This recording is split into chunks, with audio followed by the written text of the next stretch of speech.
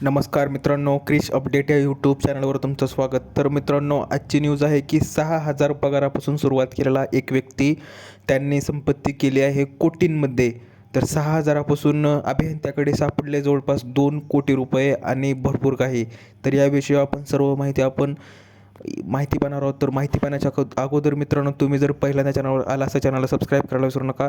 तर मित्रांनो, माहिती पाहूया की कंधमाल जिल्ह्यातील बालीगुडा येथील एकात्मिक आदिवासी विकास संस्थेचे सहाय्यक कार्यकारी अभियंता वैकुंठनाथ बेहेरे यांना सतर्कता विभागाने अटक केली आहे आणि त्यांच्या मालमत्तावर टाकलेल्या धाडीत 2 कोटी रुपयांहून अधिक रोकड, 5 बहुमजली इमारती, 14 मौल्यवान भूखंड, सोन्याचे दागिने आणि लाखो रुपयांच्या ठेवी आढळल्याने खळबळ उडाली आहे. आणि सतर्कता विभागाने बेहेरा यांच्याशी संबंधित विविध ठिकाणी एकाच वेळी छापे टाकले असता तपासादरम्यान कोट्यवधी आणि इतर ठिकाणी सापडलेल्या रोकडची रक्कम 2 कोटी रुपयांपेक्षा अधिक असल्याने अधिकाऱ्यांनी सांगितले की तपासात 5 बहुमजली इमारती, 94 उच्च मूल्यांचे भूखंड, सुमारे 500 ग्रॅम दागिने आणि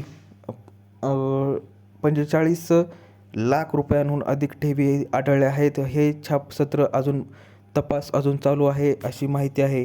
तर मित्रांनो, आपण पुढे पाहूया की एक लॉकर उघडायचे अजून बाकी आहे. बेहेरा आणि त्यांच्या पत्नीच्या नावावर किमान 5 लॉकर असल्याचे तपासात समोर आले आहे आणि त्यापैकी एक लॉकर अद्याप उघडण्यात आलेले नाही. कोट्यधीश कसे झाले? तर वैकुंठनाथ बेहेरा हा 1999मध्ये नबरंगपूर येथे कनिष्ठ स्थापत्य अभियंता म्हणून रुजू झाले होते. त्यावेळी त्यांचा मासिक पगार 6,000 रुपये अवघा होता. त्यानंतर विविध खात्यांमध्ये बढती घेत संपत्ती जमा केली आणि ऑक्टोबर 2016मध्ये ते सहाय्यक अभियंता झाले.